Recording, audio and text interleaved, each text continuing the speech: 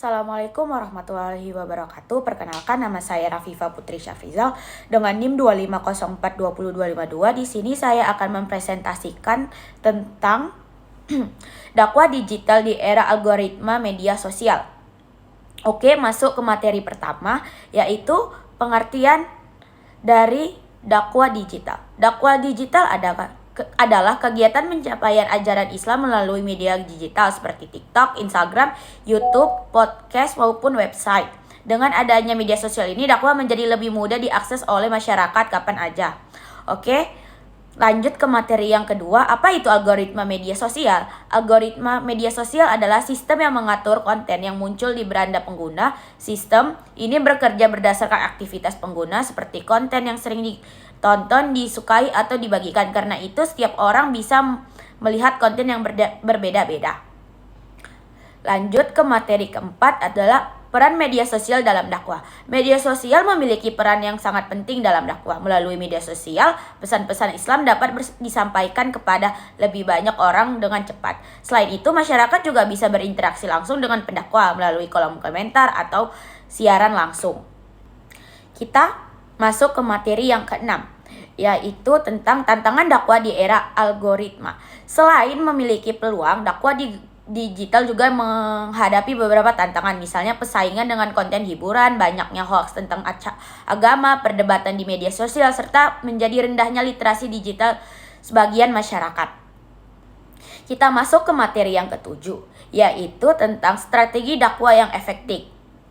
Agar dakwah lebih efektif, dakwah perlu menggunakan bahasa yang sederhana, penyampaian materi berdasarkan Al-Quran dan hadis, membuat konten yang kreatif, serta memanfaatkan video, podcast, dan media digital lainnya.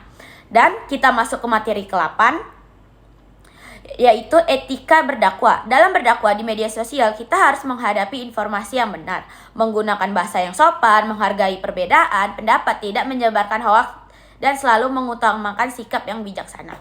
Kita masuk ke materi ke-9, yaitu adalah contoh dakwah digital.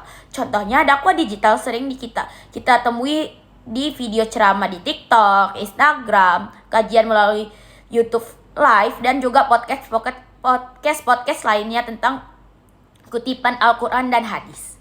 Dan kita masuk ke materi 10, yaitu adalah peran generasi muda.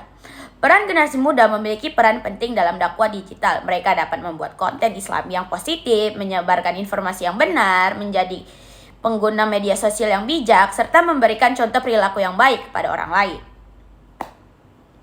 Kita masuk ke materi yang ke-11, yaitu dampak dakwah digital. Dakwah digital memberikan dampak positif dan juga negatif. Dampak positifnya adalah masyarakat lebih mudah mendapatkan ilmu agama dan semakin semangat beribadah kepada Allah. Namun, kita masuk ke materi yang ke-11, yaitu adalah dampak dari dakwah digital. Dakwah digital memberikan dampak positif dan negatif. Dampak positifnya, masyarakat lebih mudah mendapat ilmu agama dan semakin semangat beribadah. Namun dampak negatifnya adalah munculnya hoaks keagamaan, kesalahpahaman terhadap ajaran Islam, serta penyalahgunaan media sosial. Dan yang terakhir adalah kesimpulan. Sebagai kesimpulan, dakwah digital merupakan cara yang efektif untuk menyebarkan ajaran Islam di era modern ini. Namun keberhasilan juga dipengaruhi oleh algoritma media sosial. Oleh karena itu diperlukannya strategi yang tepat, kreativitas, dan etika dakwah agar memberi manfaat kepada masyarakat. Oke, demikian presentasi dari saya. Lebih dan kurang saya mohon maaf.